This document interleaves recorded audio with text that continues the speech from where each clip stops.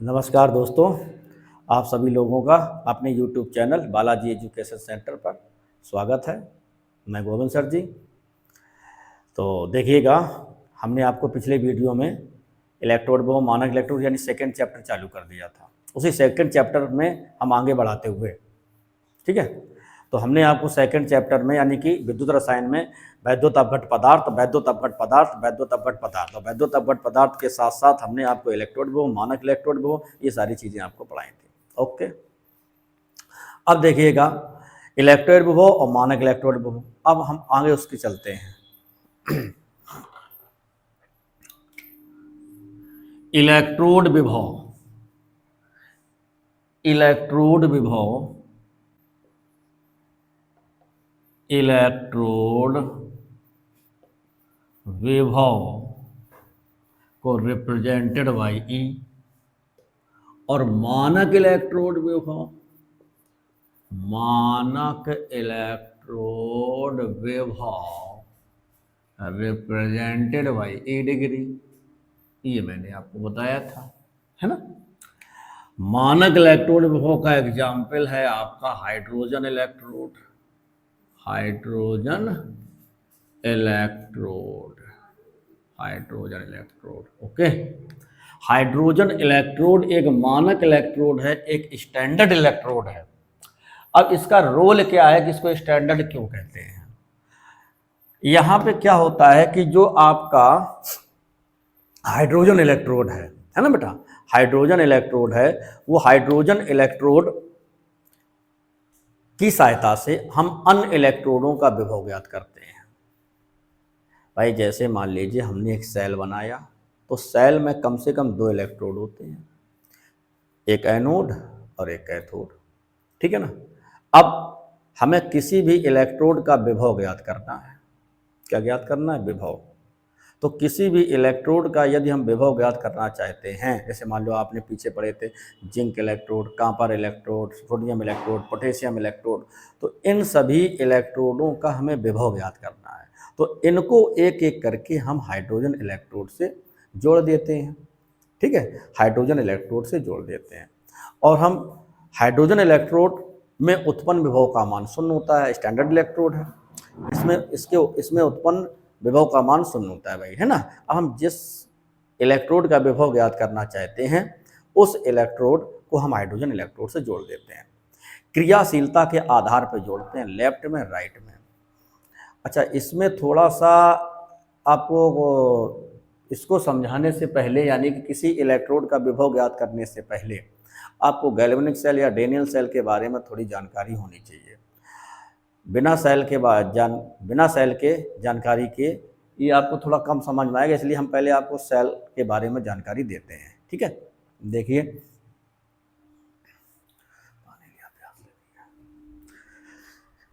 तो यहाँ पर जो मानक इलेक्ट्रोड विभव की सहायता से हम अन्य इलेक्ट्रोडों का विभव ज्ञात करते हैं। उसको जानने से पहले आप सेल देखिए। सेल,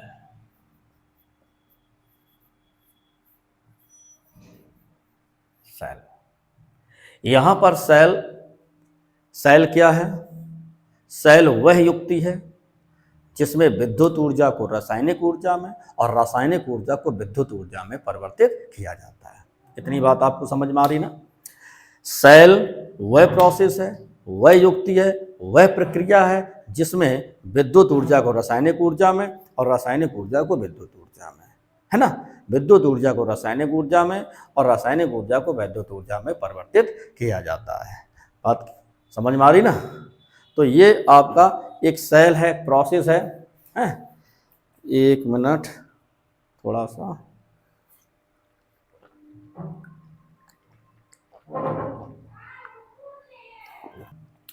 तो यहां पर सेल क्या होता है? वह युक्ति, वह प्रोसेस, है ना, जिसमें विद्युत ऊर्जा को रासायनिक ऊर्जा में और रासायनिक ऊर्जा को वैद्युत ऊर्जा में परिवर्तित किया जाता है, ठीक है ना। वह युक्ति जिसमें विद्युत ऊर्जा को रासायनिक रासायनिक ऊर्जा में तथा रासायनिक ऊर्जा को विद्युत ऊर्जा में परिवर्तित किया जाता है, परिवर्तित किया जाता है, किया जाता है। ये चीज, इतनी बात आपको समझ में आ रही होगी, है ना। तो यहाँ पर जो सेल हमने आपको बताया कि सेल क्या होता है, सेल एक प्रकार की युक्ति, एक प्रोसेस है, ठीक है। इसमें या तो विद्युत ऊर्जा को रासायनिक ऊर्जा में या रासायनिक ऊर्जा को विद्युत ऊर्जा में परिवर्तित किया जाता है, ठीक है। इतनी बात आप समझिएगा। अब इनको हम दो कैटेगरी में लेते हैं। एक आपका वैद्युत अपघटनी सेल जो पूछा जाता है, और एक गैल्वेनिक सेल यानी डेनियल सेल। अभी आगे जो पिछले हमने अभी आपको बताया था कि मानक इलेक्ट्रोड विभव का रोल क्या है, मैंने बोला था कि उस इलेक्ट्रोड की सहायता से दूसरे इलेक्ट्रोड का विभव ज्ञात किया जाता है। अब हाइड्रोजन इलेक्ट्रोड एक स्टैंडर्ड इलेक्ट्रोड है, तो उससे हम दूसरे इलेक्ट्रोड को जोड़ते हैं, ठीक है। तो यहाँ पर वैद्युत अपघटनी वह युक्ति, ये समझ में आ गया होगा। अब इसमें देखो, वह यानी कि वैद्युत अपघटनी सेल,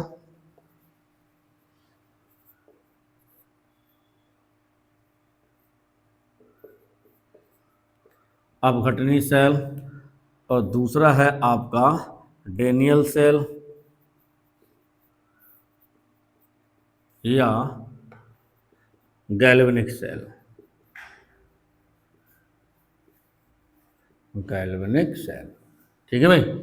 ये दो हैं, आपको थोड़ा ध्यान देना है। यहाँ पर पूछा ये भी जाता है, वैद्युत अपघटनी सेल क्या होता है। वैद्युत अपघटनी सेल में, ठीक है भाई, विद्युत ऊर्जा को रासायनिक ऊर्जा में परिवर्तित किया जाता है। तो वैद्युत अपघटनी सेल में हम आपको डायग्राम बना के दिखाते हैं, उससे समझो एक एक करके।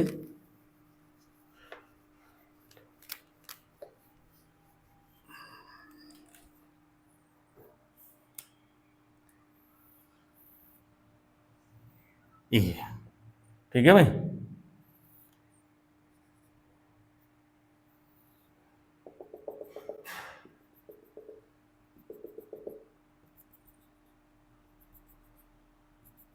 ये आपका पहला वाला है वैद्युत अपघटनी सेल, वैद्युत अपघटनी सेल, ओके। देखो भाई, इसमें एक हिस्सा है इसका धनात्मक पोल और एक ऋणात्मक पोल, है ना। यहाँ पर धनात्मक पोल आपका एनोड होता है और ऋणात्मक पोल आपका कैथोड होता है, ठीक। इसमें हम एक वैद्युत अपघट पदार्थ भर देते हैं। वैद्युत अपघट पदार्थ ऐसे मान लो KCl, एक्वस, जली,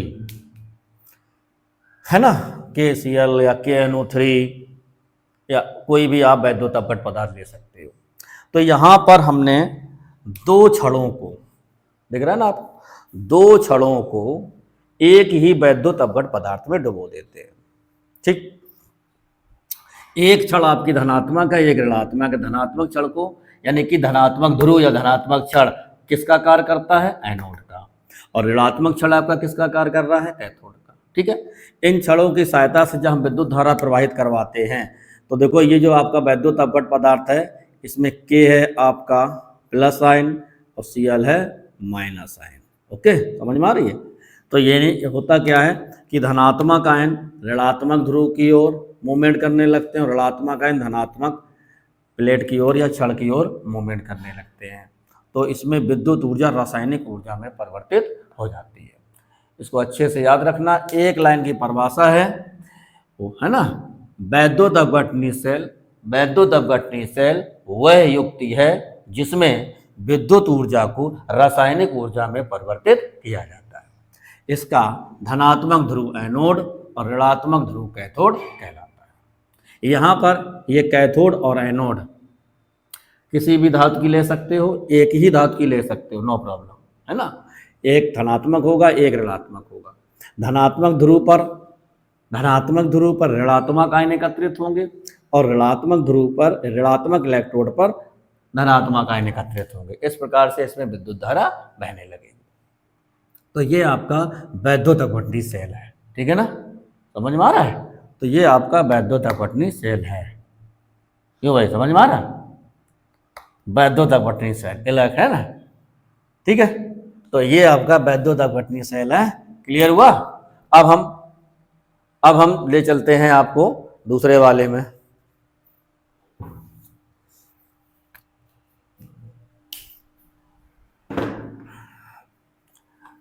पता पड़ा, देखो दूसरा वाला आपका कौन सा सेल है भाई?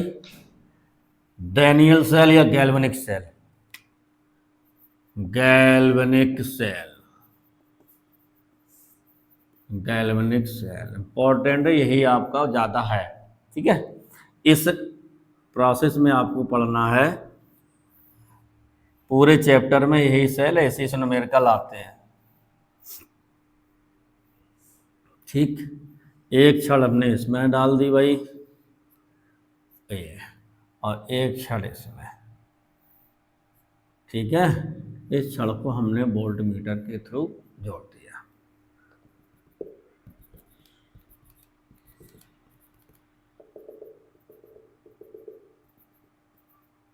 और दोनों इलेक्ट्रोडों को लवण सेतु से जोड़ देते हैं।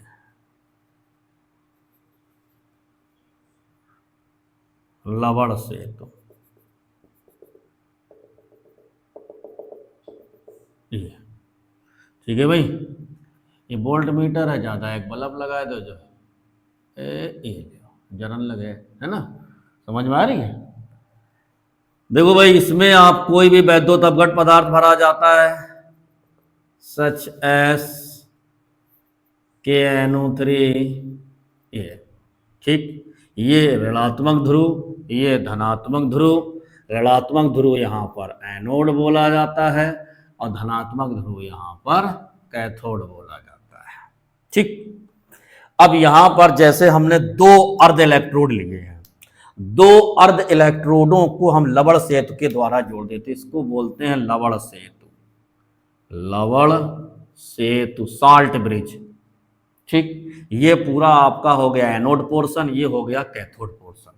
मैंने आपको पिछले वाले वीडियो में इलेक्ट्रोड विभव पढ़ाया था, उसमें बोला था कि जब किसी धातु की छड़ को उसी के वैद्युत अपघट पदार्थ में डुबोया जाता है ना, जब किसी धातु की छड़ को उसी के वैद्युत अपघट पदार्थ में डुबोया जाता है तो धातु की छड़ ऋण या धनावेशित हो जाती है। वही प्रोसेस है, ये ऋण आवेशित हो गई, ये धन आवेशित हो गई। देखो दोनों वैद्युत अपघट पदार्थ में डूबी है, अब ये ऋण आवेशित हो जाती है, ऋण आवेशित हो गई, ये धन आवेशित हो गई, ठीक। अब बात ये आती है कि सबसे पहले विभव कहाँ उत्पन्न होता है। इसमें पहली बात तो ये सुनिएगा आप कि गैल्वेनिक सेल जो है, गैल्वेनिक सेल में रासायनिक ऊर्जा वैद्युत ऊर्जा में परिवर्तित होती है। वह युक्ति, वह प्रोसेस है ना, बात समझ में आ रही है। रासायनिक ऊर्जा वैद्युत ऊर्जा में परिवर्तित होती है, वैद्युत ऊर्जा में परिवर्तित होती है, में परिवर्तित होती है। आप देख ही रहा, इसका धनात्मक एनोड पोर्शन क्या है भाई? एनोड पोर्शन है ऋणात्मक और कैथोड पोर्शन है धनात्मक, उल्टा है। प्लस और माइनस साइन चेंज हो सकते हैं किसी भी सेल में, बहुत ध्यान सुनना हमारी बात को।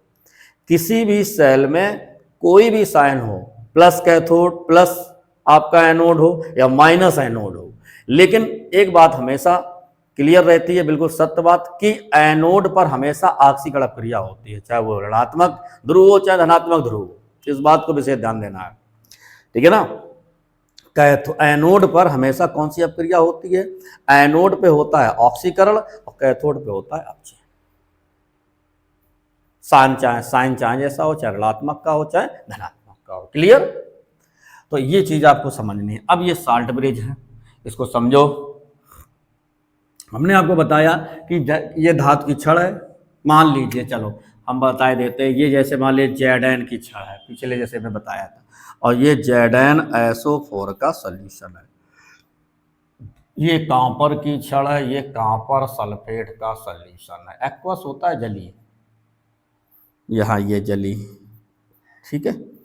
तो यहाँ पर आपका ये वाला जो इलेक्ट्रोड है, एनोड, एनोड पे कौन सी रिएक्शन हो रही है?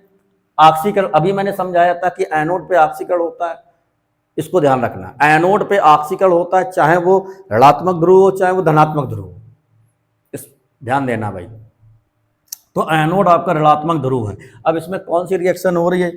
तो Z N converted into Z ion, ये प्रोसेस दिख रहा है ना आपको। जेड एन यहाँ पर चूंकि आपका सोल्यूशन का आएगा ZnSO4, तो जेड प्लस आयन या सल्फेट आयन, दोनों आयन इसमें अवेलेबल होंगे। ये तो Zn जिंक आयन। अब यहाँ पर क्षण में प्रोसेस कौन सी हो रही है, कौन सी विधि हो रही है, यानी कौन सी प्रक्रिया हो रही है? तो यानी कि आपका ये जो धनात्मक जिंक इलेक्ट्रोड है, ये जिंक इलेक्ट्रोड यानी कि ऋणात्मक क्यों हो रहा है? जिंक की छड़ से जिंक आयन विलयन में आते हैं, यानी ये प्रोसेस होती है। Zn converted into zinc ion और 2 इलेक्ट्रॉन बाहर, क्योंकि 2 प्लस है।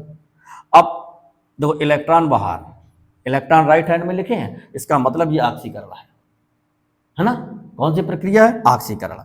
ये ऑक्सीकरण प्रक्रिया है नंबर 1, ये ऑक्सीकरण प्रक्रिया है, यानी कि एनोड पे हमेशा ऑक्सीकरण ही होता है। आप चाहे, हमने क्या बोला, साइन से कोई मतलब नहीं, चाहे वैद्युत अपवर्तनीय सेल हो चाहे कोई भी सेल हो। फिर ध्यान सुन लो, चाहे शुष्क सेल हो, आप कैटेगरी ऑफ सेल्स पढ़ते हो, जब सेल के प्रकार पढ़ते हो, तो चाहे शुष्क सेल हो, चाहे प्राथमिक सेल हो, चाहे द्वितीयक सेल हो, है ना, चाहे आपका ये क्या नाम गैल्वेनिक सेल हो, चाहे वैद्युत अपवर्तनीय सेल हो, कैथोड एनोड पे हमेशा ऑक्सीकरण होता है। तो ये ऑक्सीकरण आपका हो रहा है। इधर क्या होगा? इधर उल्टा होता है, इससे इधर जाता है ना। तो यानी इसमें हो जाएगा कॉपर प्लस प्लस इलेक्ट्रॉन को लेकर बदल जाएगा कॉपर में, ये रिएक्शन हो गई। तो ये अपचयन रिएक्शन हो गई। कौन सी रिएक्शन हो गई भाई? ये अपचयन रिएक्शन हो गई, ये ऑक्सीकरण रिएक्शन हो गई। ये क्षण है, हमने बताया था पिछले वीडियो में, ये क्षण है, ये आपका विलयन में है, ये क्षण से विलयन में, क्षण से विलयन में, विलयन में, ये विलयन से क्षण में, ये इलेक्ट्रॉन रह जाते हैं क्षण पर, इसीलिए तो ऋणात्मक हो जाता है, ये क्षण पे रह जाते हैं। ये विलयन से क्षण पर, विलयन से क्षण पर, और ये विलयन में, और यह बन गई क्षण, तो इसीलिए धनात्मक हो जाता है। अब बात ये आती है कि जब ये, अब देखो इसका बस यही, तो जैसे मान लो पूछे गैल्वेनिक सेल किसे कहते हैं या डेनियल सेल किसे कहते हैं, है ना, गैल्वेनिक सेल या डेनियल सेल, तो यहाँ पर आपको बताना है कि इसमें दो इलेक्ट्रोडों को लवण सेतु से जोड़ा जाता है। एक इलेक्ट्रोड एनोड का कार्य करता है, एक इलेक्ट्रोड कैथोड का कार्य करता है। इतनी बात आपको समझ में आ रही होगी ना। एनोड पे हमेशा ऑक्सीकरण अपक्रिया होती है, कैथोड पे अपचयन अपक्रिया होती है। अब बात ये आती है सर्वप्रथम विभव कैसे उत्पन्न होता है। यहाँ तो मान लो एक तरफ हमने जिंक जोड़ा है, एक तरफ कॉपर जोड़ा है, ठीक है। तो यहाँ से जैसे मान लीजिए यहाँ पर एनोड प्रक्रिया हुई, आयन यहाँ रिलीज हुई, ये आयन ट्रांसफर होकर लवण सेतु के द्वारा यहाँ आते हैं। तो जब आयन ये यहाँ से ट्रांसफर होकर यहाँ आते हैं, दूसरे वाले इलेक्ट्रोड में आते हैं, तो यहाँ पर कंसंट्रेशन ऑफ आयन्स बढ़ रही है, यानी आयनों की सांद्रता बढ़ती है। जब आयनों की सांद्रता यहाँ बढ़ती है तो एक यहाँ पर एक बल एक्सेप्टेड होता है, बल फोर्स उत्पन्न होता है, जिसे हम विद्युत वाहक बल कहते हैं। तो जितना ज़्यादा यहाँ से विद्युत वाहक बल आपका उत्पन्न होता है, उतनी ज़्यादा यहाँ से विभव उत्पन्न होता है। तो सबसे पहले जो विभव उत्पन्न होता है इस पूरे सेल में, जो विभव उत्पन्न होता है उसे हम बोलते हैं सेल विभव। बात समझ में आ रही है? तो यहाँ से जो पूरे सेल से जो विभव उत्पन्न होता है, तो विभव हमेशा कैथोड से उत्पन्न होता है। तो विभव यानी विभवांतर की डायरेक्शन किधर है? इधर। तो यहाँ इलेक्ट्रॉन की डायरेक्शन हमेशा उल्टा होता है, आपको पढ़ाया जाता है, ठीक है, फिजिक्स में भी पढ़ाया जाता है। तो ये अपोजिट डायरेक्शन में होता है, विभवांतर की दिशा इस तरफ होती है और इलेक्ट्रॉन की दिशा इस तरफ होती है। तो यहाँ से इलेक्ट्रॉन उत्पन्न होते हैं, यहाँ से विभवांतर उत्पन्न होता है, विभव उत्पन्न होता है। आई बात समझ में? तो ये आपका सर्वप्रथम जो विभव है वो कहाँ से उत्पन्न होता है? कैथोड से। और कैथोड पे कौन सी अपक्रिया होती है? अपचयन। इसलिए हम इसको बोलते हैं मानक अपचयन, अपचयन विभव। अब अगर मानक से जुड़ा है, मान लो हाइड्रोजन से जुड़ा है, अभी तो मैंने दोनों साधारण रखे हुए हैं, एक जैसे मान लीजिए जिंक है, जिंक की जगह हम हाइड्रोजन कर दें, है ना। अब जैसे इस पे एक फार्मूला बनता है ई डिग्री सेल बराबर ई डिग्री कैथोड, दिख रहा है, हाँ, ई degree cathode minus E degree anode. ये इससे हम ई सेल निकालते हैं, ठीक है। ये ई डिग्री सेल का मतलब, या ई नॉट सेल भी बोल सकते हैं इसको। ई डिग्री सेल क्या होता है कि पूरे सेल का विभव डिफरेंस दोनों का। अरे बात समझ में, ये वोल्टमीटर लगा हुआ है, इसके द्वारा जितना भी इस सेल में विभव उत्पन्न होगा ये मेजरमेंट करेगा। 1 वोल्ट हो रहा, 1.5 वोल्ट होता, 2 वोल्ट हो रहा है, समझ में आ रही है, वो ये वोल्ट आपका उत्पन्न करेगा, ठीक है। तो यहाँ से ये विभव, तो ये आपका गैल्वेनिक सेल है। और गैल्वेनिक सेल जैसे हमने आपको बनाया है, इसमें 2 इलेक्ट्रोडों को हम लवण सेतु के द्वारा जोड़ते हैं। लवण सेतु का कार्य क्या होता है, आयनों का परिगमन करता है ना, और आयनों का परिगमन करता है और पूरे सेल की विद्युत उदासीनता को बनाए रखता है। ना इसमें धनात्मक आयन ज्यादा होते हैं, ना इसमें ऋणात्मक आयन ज्यादा होते हैं, तो दोनों तरफ मेंटेन बनाए रखता है, इधर का उधर, उधर का इधर। तो ये मेंटेनेंस आयनों के परिगमन को सुगमता प्रदान करता है, ठीक है, और आयनों की सांद्रता बनाए रखता है और आयन का परिगमन करता है। ये इसका मेन कारण है, मैं क्या नाम कार्य है। तो ये साल्ट ब्रिज का कार्य हो गया। ये विभव जितना भी उत्पन्न होगा यहाँ मापा जाएगा सबसे पहले। अब जैसे हमने यहाँ जिंक और वो जोड़ दिए कॉपर, लेकिन हमको मान लो हर एक इलेक्ट्रोड का विभव ज्ञात करना है, बहुत ध्यान सुनना। ये तो हमने 2 जोड़ दिए, यहाँ पर हर एक विभव, हर एक इलेक्ट्रोड का हमें विभव ज्ञात करना है। जैसे मान लो कॉपर का विभव ज्ञात करना है, जिंक का विभव ज्ञात करना है, हाइड्रोजन का विभव ज्ञात, सोडियम का विभव ज्ञात करना है, हर एक इलेक्ट्रोड का विभव ज्ञात करना है। तो सारे इलेक्ट्रोडों को एक एक करके हाइड्रोजन से जोड़ते जाओ। जैसे मान लो हमें जिंक का निकालना है तो इस तरफ हाइड्रोजन जोड़ दो, हमें कॉपर का निकालना है तो इस तरफ हाइड्रोजन जोड़ दो। अब कौन तरफ हाइड्रोजन जोड़ते हैं ये चीज़ आपको ज्ञात होनी चाहिए, ये क्रियाशीलता के आधार पर होता है। जैसे मान लीजिए हमने हाइड्रोजन को तो जोड़ना ही है, किसको जोड़ना है भाई, हाइड्रोजन को तो जोड़ना ही है। तो हाइड्रोजन के साथ मान लो जैसे हमें एफ ई का निकालना है या हमें सोडियम का निकालना है, तो इन दोनों में कौन अधिक क्रियाशील, ये। तो जो अधिक क्रियाशील होगा वो एनोड पे जाएगा, जो कम क्रियाशील होगा वो कैथोड पे जाएगा। इतनी बात आपको ध्यान रखनी है ना। हमें मान लो कॉपर इलेक्ट्रोड का विभव ज्ञात करना है, तो हाइड्रोजन कौन तरफ हो जाएगा, एनोड पे, क्योंकि हाइड्रोजन अधिक क्रियाशील होता है, कॉपर कम क्रियाशील होता है। क्लियर, क्या समझ में आ रहा है, ध्यान से सुनो। हाइड्रोजन, हमें मान लो जिंक इलेक्ट्रोड का विभव ज्ञात करना है, तो जिंक अधिक क्रियाशील होता है, हाइड्रोजन कम होता है, तो जिंक जाएगा एनोड पे, यानी जिंक यहाँ पर बना रहेगा, हाइड्रोजन यहाँ जोड़ दिया जाएगा। तो किसी भी इलेक्ट्रोड का यदि हमको विभव ज्ञात करना है ना, किसी भी इलेक्ट्रोड का यदि हमको विभव ज्ञात करना है तो उसे हम हाइड्रोजन इलेक्ट्रोड से जोड़ देते हैं और उसका हम एक सेल बनाते हैं इस प्रकार से। उस सेल को क्या बोलते हैं भैया, डेनियल सेल या गैल्वेनिक सेल। ठीक, ओके, इतनी बात आपको समझ में आई होगी। नहीं समझ में आई तो फिर शाम को कमेंट बॉक्स में जाना, है ना। देखो, तो ये आपको समझ में आ गई अच्छे से।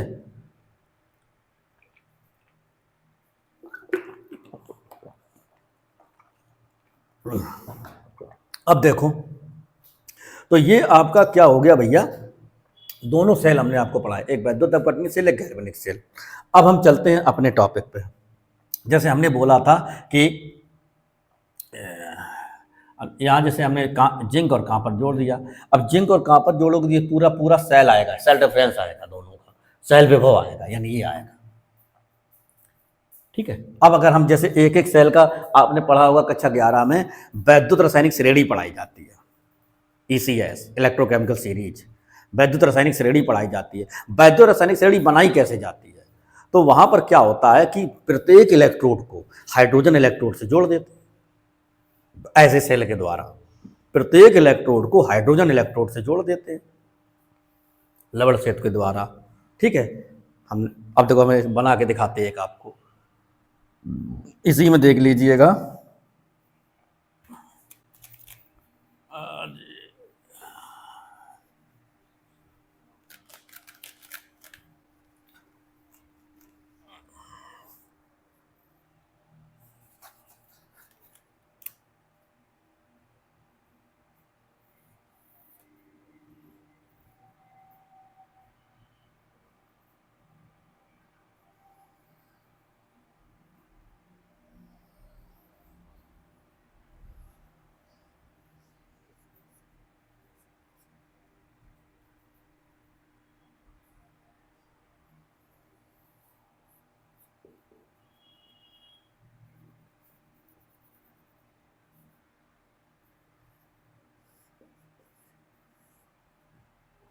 ठीक।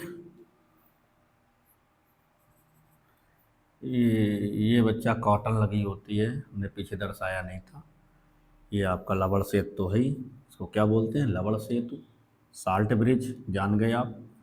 ये कॉटन कॉटन लगा देते हैं इसमें।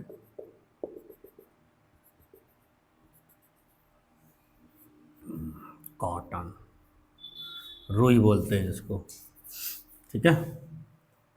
लवण सेतु का भी हमने आपको कार्य बताया था, आयनों का परगमन बोथ साइड और विद्युत उदासीनता को बनाए रखता है, ठीक है। अब यहाँ देखिएगा, जैसे ये आपका प्लेटिनम वायर है,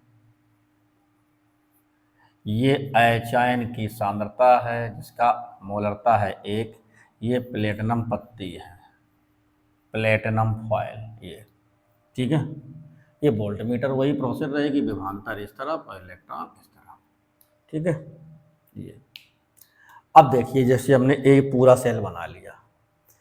अब जैसे हम आपसे कहें कि किसी पर्टिकुलर इलेक्ट्रोड का हमें विभव ज्ञात करना है, किसी खास इलेक्ट्रोड का हमें विभव ज्ञात करना है, तो हमने आपको अभी बताया था कि किसी भी इलेक्ट्रोड का यदि हमको विभव ज्ञात करना है तो उसको किससे जोड़ना पड़ता है, हाइड्रोजन इलेक्ट्रोड से। किससे जोड़ना पड़ता है भाई, हाइड्रोजन इलेक्ट्रोड से, उसको जोड़ दो। अब देखो हमने जोड़ दिया, जोड़ते कैसे, हमने बोला क्रियाशीलता के आधार पर। जिंक इलेक्ट्रोड हाइड्रोजन इलेक्ट्रोड में जिंक अधिक क्रियाशील, क्रियाशीलता आपको हाई स्कूल में पढ़ाई गई है, वहाँ से चली जा रही है। तो जिंक अधिक क्रियाशील, हाइड्रोजन कम क्रियाशील। मैंने बोला था जो अधिक क्रियाशील वो एनोड पे जाएगा, जो कम क्रियाशील वो कैथोड पे जाएगा, ठीक है। अब इस पर हमने जोड़ दिया। इसको जैसे हमने इससे जोड़ा, ये पूरा सिस्टम बनाया। वोल्ट मीटर में जो वैल्यू हमने देखी वो आई 0.76 वोल्ट। कितनी आई, 0.76 वोल्ट, कितनी वैल्यू आई, आ रही बात समझ में, 0.76 वोल्ट। तो ये 0.76 वोल्ट क्या है, पूरे ई सेल यानी पूरे सेल का विभव। अब सुनो दूसरी बात, ये पूरे सेल का विभव है, ठीक। हमने यहाँ पर रख दिया वैल्यू, इसी वाले फार्मूले में रख रहे हैं, ये आपका फार्मूला बहुत काम आएगा। ई डिग्री सेल, तो ई डिग्री सेल का मान कितना आ गया भैया, 0.76 वोल्ट, ओके। ई डिग्री कैथोड, कैथोड पे ये वाला आपका एनोड है, ये आपका ऋणात्मक धनात्मक रहेगा, ये कैथोड है, ये कैथोड है और ये एनोड है। तो कैथोड पे कौन है, हाइड्रोजन, समझ में रहे। तो ये आपका ई डिग्री सेल बराबर इतना है, और कैथोड पे आपका कौन सा, हाइड्रोजन, हाइड्रोजन है। और हाइड्रोजन इलेक्ट्रोड में उत्पन्न विभव का मान 0 होता है। ध्यान रखना, ये पूछा जाता है कि हाइड्रोजन इलेक्ट्रोड में उत्पन्न विभव का मान 0 होता है, तो यहाँ 0 रख दो भाई। फिर minus E degree anode, anode पे कौन है, जिंक है, इसको ऐसे करके दिखा दो, Zn++ ये ऑप्शन के रूप में दिखाया जाता है। या आप नहीं लिखना चाहते तो ऐसे ही लिखा रहने दो, ई डिग्री एनोड लिखा रहने दो। किसी भी इलेक्ट्रोड को आप दिखाओगे, ये जो चाहे कैथोड को दिखाओ चाहे एनोड को दिखाओ, तो ये डिग्री का मतलब है मानक अपचन विभव, चूंकि हमने मानक इलेक्ट्रोड से जोड़ रखा है। और जब किसी इलेक्ट्रोड को मानक इलेक्ट्रोड से जोड़ते हैं तो जो उसका विभव ज्ञात होता है वो भी मानक ही ज्ञात होता है। तो यहाँ पर इसका मान हमने ये रखा है, ये बराबर 0 है, इसका निकालना है। तो भैया कितना आ गया, ई डिग्री जिंक इलेक्ट्रोड का विभव आ गया -0.76 वोल्ट, यानी ये जिंक इलेक्ट्रोड का विभव निकल आया। क्लियर हुआ। तो ये जिंक इलेक्ट्रोड का विभव आपका निकला। अब जैसे हमने बोला ये जिंक इलेक्ट्रोड का हमने विभव निकाल लिया, बहुत ध्यान से समझ रहे हैं आप, है ना। ये जिंक इलेक्ट्रोड का हमने विभव ज्ञात कर लिया। ऐसे ही हम दूसरे इलेक्ट्रोड को जोड़ेंगे, सबके मान आ गए। ये जैसे जिंक इलेक्ट्रोड का, चूंकि हाइड्रोजन आपका स्टैंडर्ड इलेक्ट्रोड है और इसमें उत्पन्न होने वाले विभव का मान 0 होता है, अर्थात इसमें विभव 0 रहता है, ठीक है। तो यहाँ पर ये जो वोल्ट मीटर के द्वारा मापा जाता है वो पूरे सेल का मापा जाता है। उस पूरे सेल में, अब पूरे सेल में एक सेल का 0 है, तो जो आया वो दूसरे सेल का आएगा, सीधी सी बात है। लेकिन फिर भी आपको फार्मूले से ही निकालना है ना। सीधे आप बता दिया जैसे इसका मान इतना तुमका इतना हो गया तो फिर गलत हो जाएगा, क्योंकि माइनस में हो जाएगा, प्लस का है तो माइनस में हो जाएगा, माइनस का है तो प्लस में हो जाएगा। इतनी बात हमारे ख्याल से आपको समझ में आ रही होगी, ठीक है। तो ये आपका हमने एक इलेक्ट्रोड यानी कि जिंक इलेक्ट्रोड का निकाला। अब जैसे हमें कॉपर इलेक्ट्रोड का निकालना है ना, कॉपर इलेक्ट्रोड का निकालना है तो कॉपर हाइड्रोजन से कम क्रियाशील होता है, तो हाइड्रोजन को इस तरफ कर दो, है ना। एक मिनट।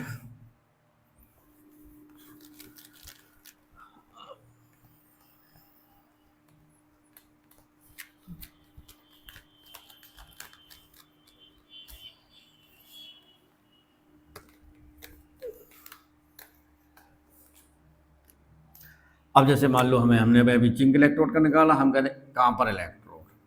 कॉपर इलेक्ट्रोड का विभव, मानक विभव ज्ञात करना है ना। तो ये इस तरफ हाइड्रोजन आप जोड़ दो, आप इस तरफ हाइड्रोजन जोड़ दो, नो प्रॉब्लम। हाइड्रोजन इलेक्ट्रोड इस तरफ रहेगा आपका, ठीक है ना। इस तरफ आपका कॉपर रहेगा। मैंने क्या बोला था कि अधिक क्रियाशील एनोड पे रहेगा और कम क्रियाशील कैथोड पे। ये है,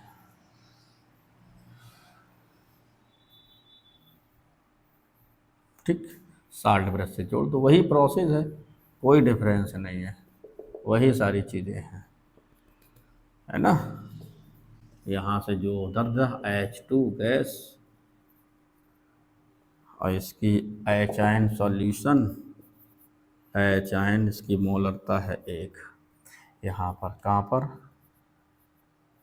ये कॉपर सल्फेट, ठीक है।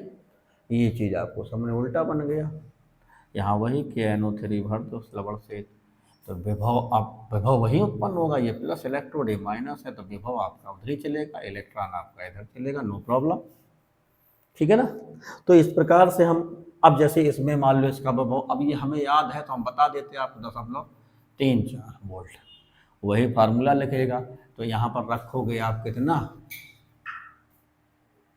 इस पे, हाँ ठीक, कोई बात नहीं। पूरे सेल का विभव, अब देखो ध्यान से, सेल विभव कितना है, 0.34 बराबर ई डिग्री कैथोड।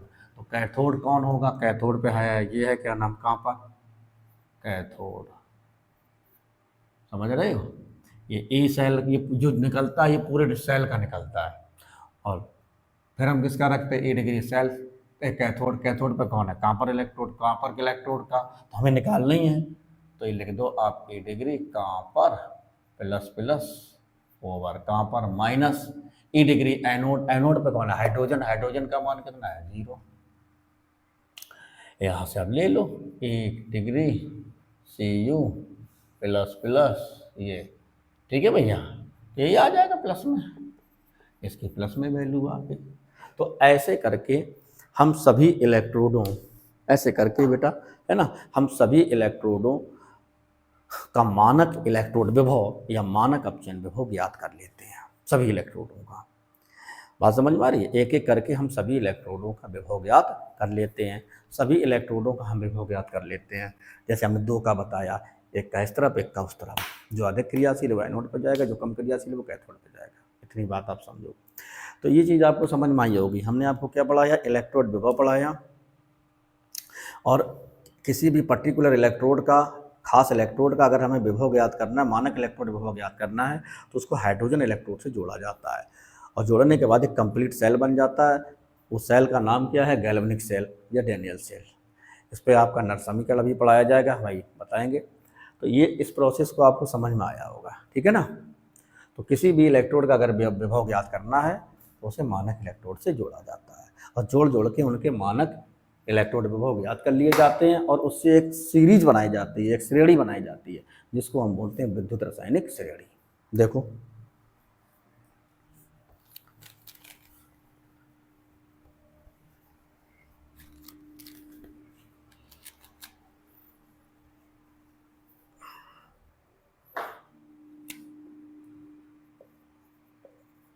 विद्युत रासायनिक श्रेणी ECS।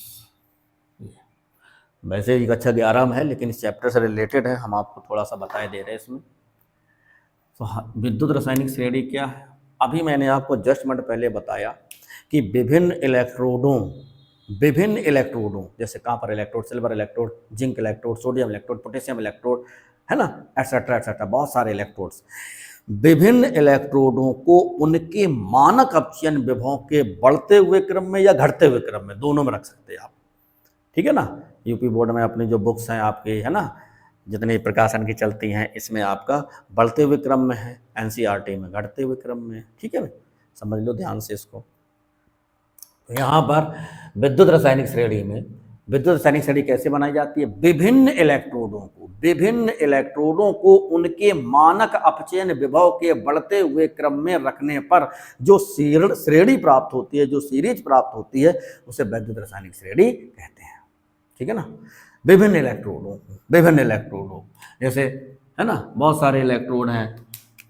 ये आपका जैसे हम कहते हैं लिथियम इलेक्ट्रोड Li+, सब अपचयन के रूप में रखे जाते हैं। ये एक इलेक्ट्रॉन देके ये बन गया Li, और इसका सामने E डिग्री, है ना, मानक अपचयन विभव, मानक अपचयन विभव।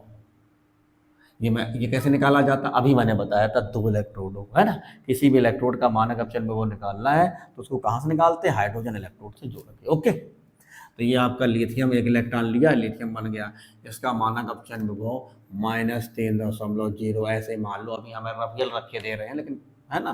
फिर इसके बाद जैसे मान लो इससे ये सबसे अधिक क्रियाशील है, फिर उससे थोड़ा कम हो गया, है ना,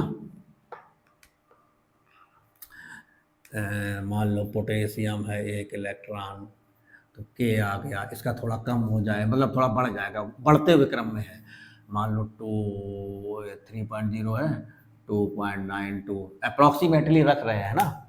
ऐसे ही मान लो फिर ये मैं क्या नाम, सोडियम, पोटेशियम,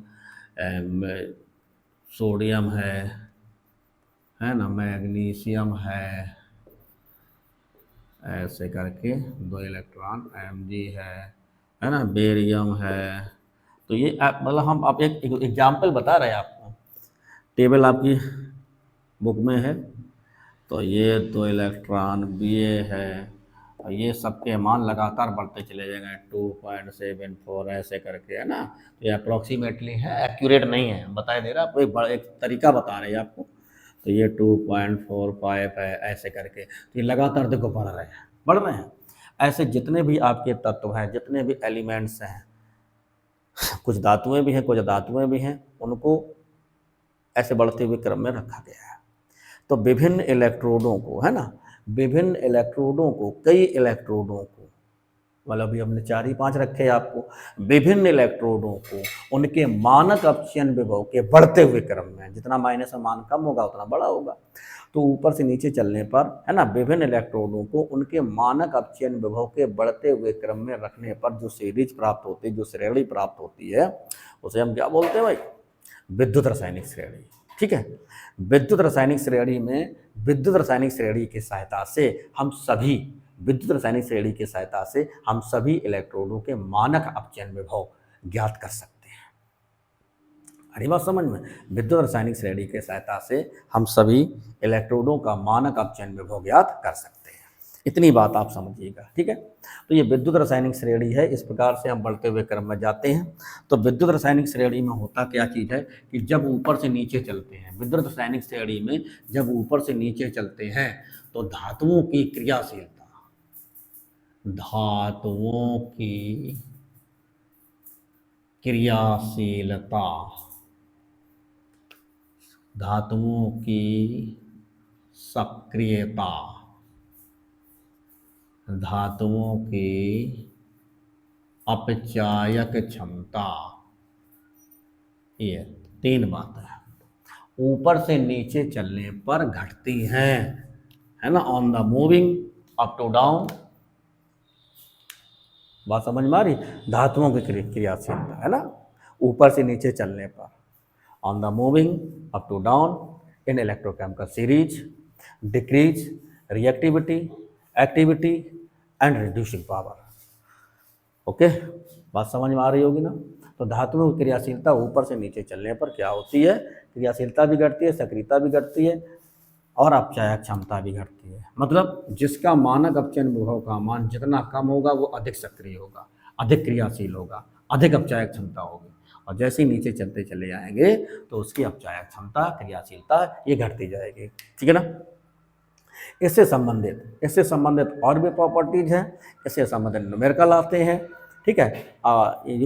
इंटर में भी आ जाते हैं, ऐसी कोई बात नहीं है कि नहीं आते हैं, इस वाले फार्मूले से आ जाते हैं। अभी हम आपको बताएंगे अगले वीडियो में, ठीक है। तो नमस्कार दोस्तों, तो आज हम अपना वीडियो यहीं पर समाप्त करते हैं, ठीक है। मिलेंगे हम नेक्स्ट वीडियो में। धन्यवाद।